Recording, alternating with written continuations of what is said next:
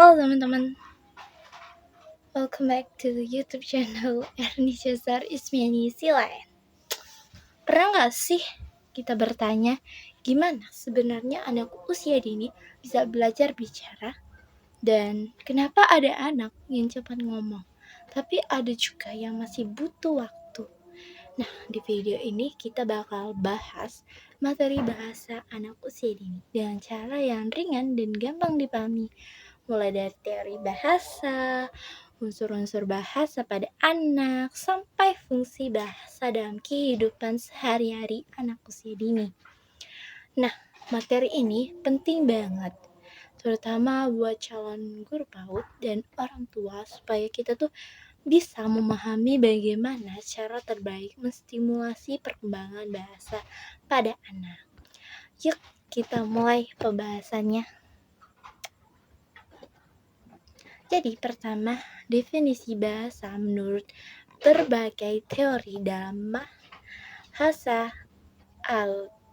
Teori bahasa penting untuk memahami bagaimana anak usia dini ini belajar berbicara. Setiap teori melihat perkembangan bahasa anak dari sudut pandang yang berbeda.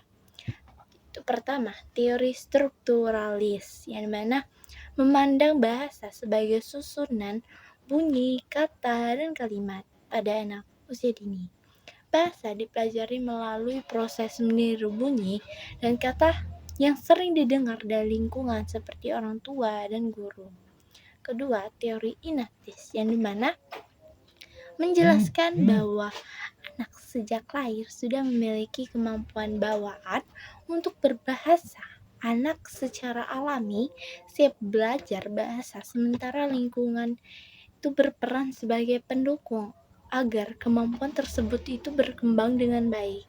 Yang ketiga yaitu teori sosial-kultural, yang mana menekankan pentingnya interaksi sosial anak belajar berbicara melalui komunikasi sehari-hari, baik saat bermain, berbincang, maupun berinteraksi di sekolah. Teori fungsional yang keempat yaitu memandang bahasa sebagai alat untuk mencapai tujuan dan menggunakan bahasa untuk meminta, menolak, bertanya, dan menyampaikan pengalaman.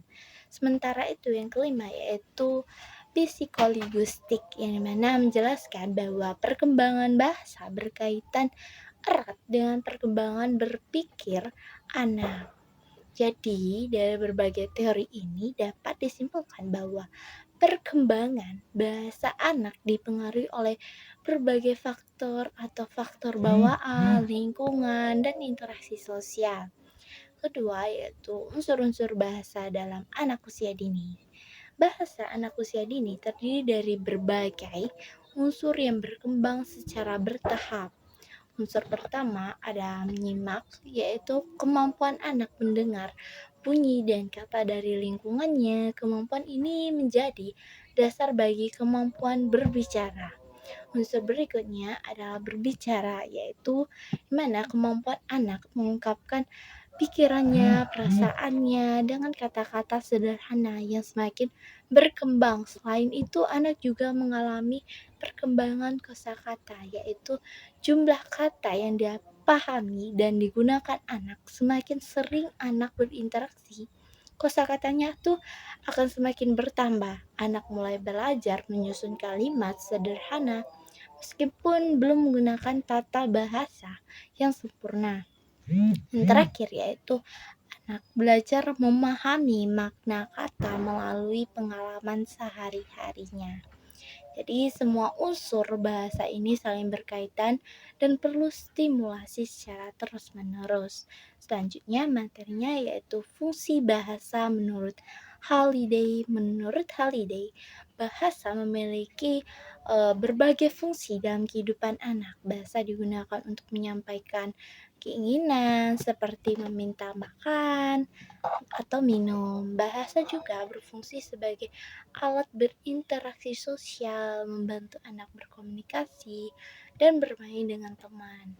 Selain itu, bahasa digunakan untuk mengekspresikan perasaan dan bertanya sebagai bentuk rasa ingin tahu. Anak juga menggunakan bahasa untuk bercerita, berimajinasi yang sangat penting bagi perkembangan kreativitas dan kemampuan berpikir pada anak.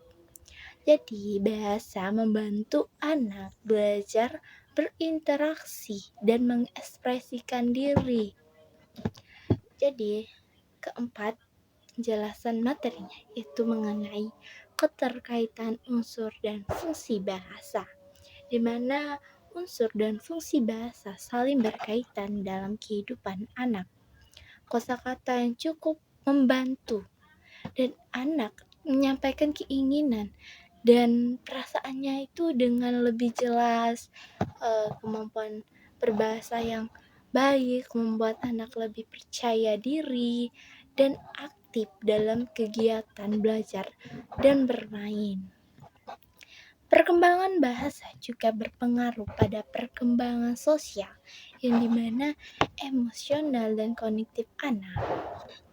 Oleh karena itu, stimulasi bahasa perlu diberikan sejak dini melalui kegiatan bermain, bercerita, bernyanyi, dan komunikasi sehari-hari. Itu saja yang dapat saya berikan.